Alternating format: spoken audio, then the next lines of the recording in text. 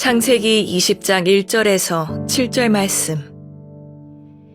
아브라함이 거기서 네게브 땅으로 옮겨가 가데스와 술 사이 그랄에 거류하며 그의 아내 사라를 자기 누이라 하였으므로 그랄 왕 아비멜렉이 사람을 보내어 사라를 데려갔더니 그 밤에 하나님이 아비멜렉에게 현몽하시고 그에게 이르시되 내가 데려간 이 여인으로 말미암아 내가 죽으리니 그는 남편이 있는 여자임이라.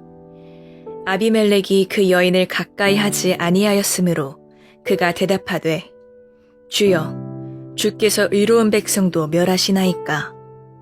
그가 나에게 이는 내 누이라고 하지 아니하였나이까.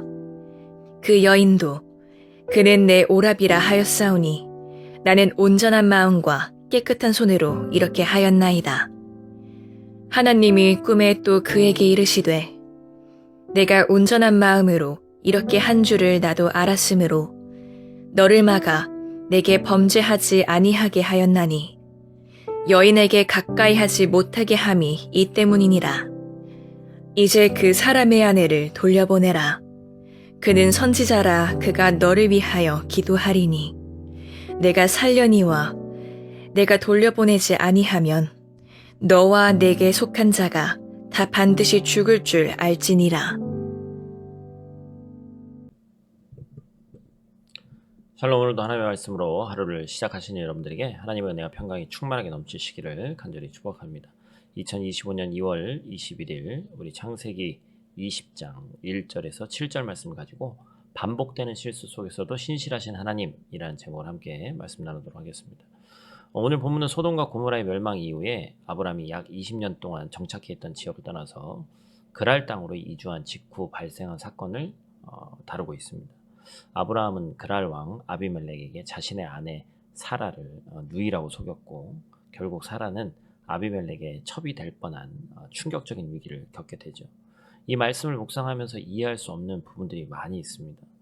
아브라함은 이미 비슷한 실수를 한 경험이 있죠. 창세기 12장 10절에서 12절 말씀에 애굽에서 사라의 아름다움 때문에 자신이 죽을까 두려워서 그녀를 또 누이라고 속였던 사건이 있었고 그때 하나님께서 개입하셔서 파라오, 바로의 집에 큰 재앙을 내리셨고 사라가 다시 돌아올 수 있었습니다.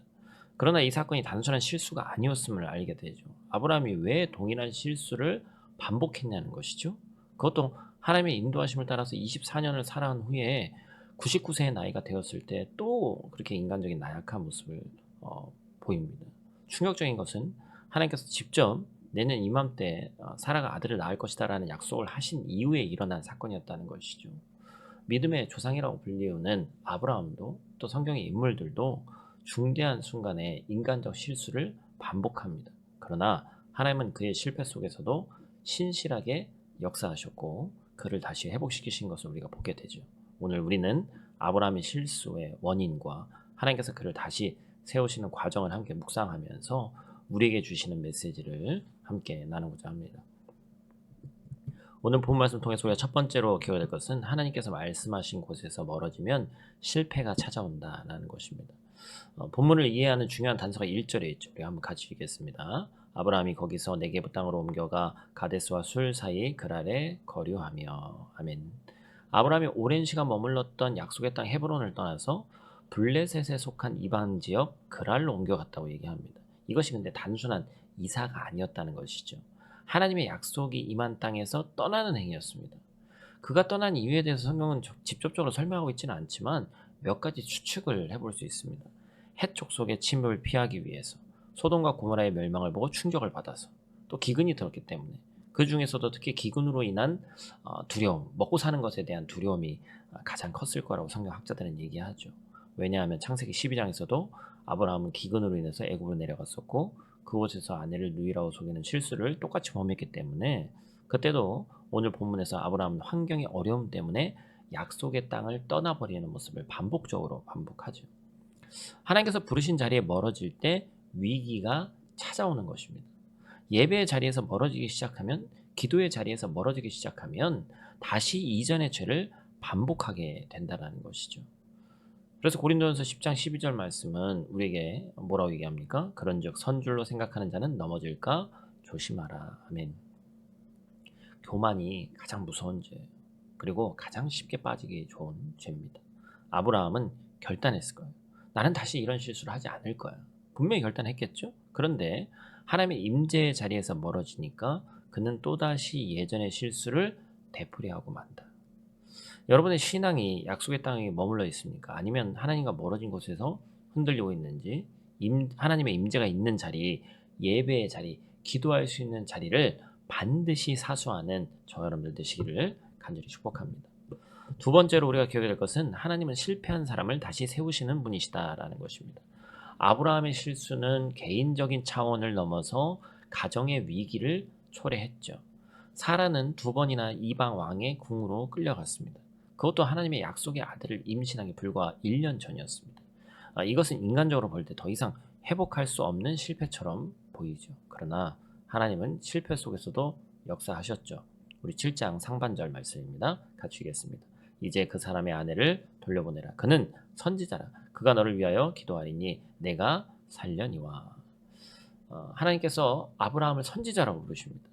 이 표현은 성경에서 처음 등장하는 선지자라는 표현이에요. 놀랍게도 아브라함이 신실할 때가 아니라 가장 실패했을 때 하나님께서 그를 선지자로 부르셨다는 거예요.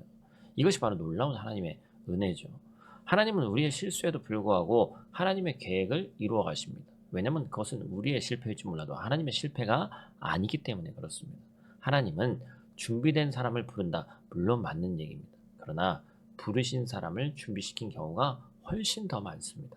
하나님은 오늘도 우리의 가능성이 아니라 우리의 믿음의 순종을 보십니다. 우리의 삶에도 창세기 20장과 같은 순간이 있습니다. 과거를 실수하고 회복이 불가능하다고 느껴지는 순간, 또 이 짓을 하는구나, 또 이 잘못을 하는구나, 내 스스로가 한탄스러울 때가 많이 있습니다. 그러나 하나님은 우리의 신실함이 아니라 하나님의 신실하심으로 우리를 붙드시고 이끄시고 다시 일으키신다. 여러분, 예수님의 수제자 베드로를 또 베드로의 실수를 잘 기억할 것입니다. 예수님을 3번이나 부인했죠. 고향으로 돌아가서 고기를 잡으며 낙심 가운데 있었습니다. 그런데 주님께서 요한복음 21장에 베드로를 찾아가서 조반을 먹으시면서 그를 다시 부르시죠. 요한복음 21장 17절 말씀 같이 읽습니다. 예수께서 3번째 이르시되 요한의 아들 시몬아 내가 나를 사랑하느냐 내 양을 먹이라. 아멘. 사랑하는 오늘 또 함께 큐티 말씀 나누는 여러분, 우리는 아브라함의 삶을 통해서 반복되는 실수 속에서도 신실하게 역사하시는 하나님의 모습을 발견할 수 있습니다. 아브라함이 약속의 땅을 떠나서 두려움에 사로잡혀 같은 실수를 되풀이했을 때조차 하나님이 그를 선지자로 부르셨다는 사실을 기억하시고 또한 그를 다시 일으키셨다는 사실을 기억해야 됩니다. 실패하고 낙심한 순간에 하나님이 버리시는 것이 아니라 끝까지 우리 하나님은 신실하시기 때문에 함께 하신다. 그것이 바로 하나님의 은혜다. 우리의 삶도 마찬가지입니다. 아무리 결단하고 아무리 다짐해도 인간은 넘어집니다. 한때는 뜨거운 믿음으로 예배하고 기도했지만 어느새 기도의 자리를 또 멀리한 분들이 있을 겁니다. 다시는 이런 실패를 반복하지 않으리라고 결심했지만 또다시 같은 죄에 발목 잡힌 분들도 있을 거라는 거죠. 그러나 분명한 것은 하나님은 우리의 믿음이 완벽해서 부르시는 분이 아니라 연약함 가운데서도 우리를 붙드시고 세우시는 분이시다. 방금 전에 말씀 나눴던 예수님을 3번이나 부인했던 베드로가 그랬습니다.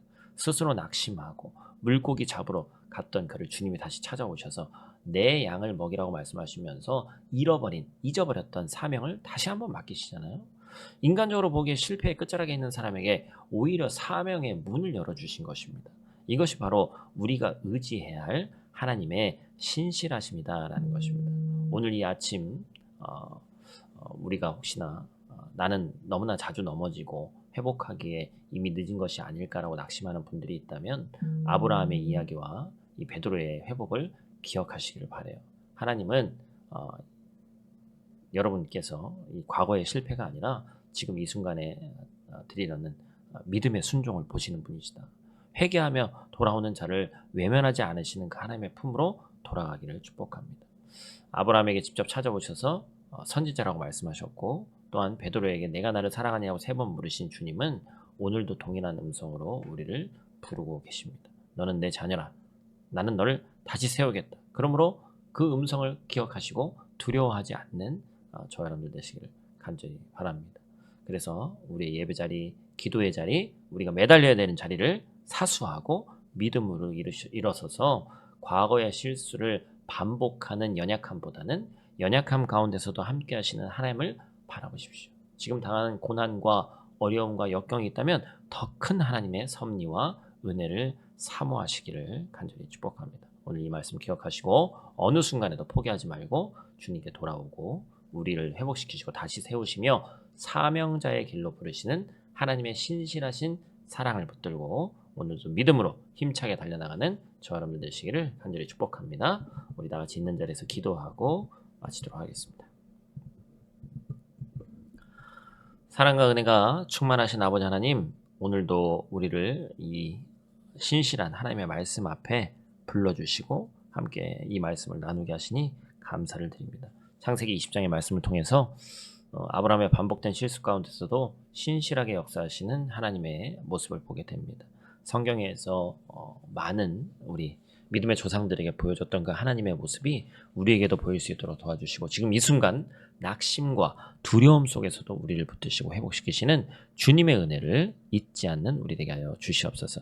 우리 교회와 가정 공동체가 말씀과 기도의 자리를 지키기를 원합니다.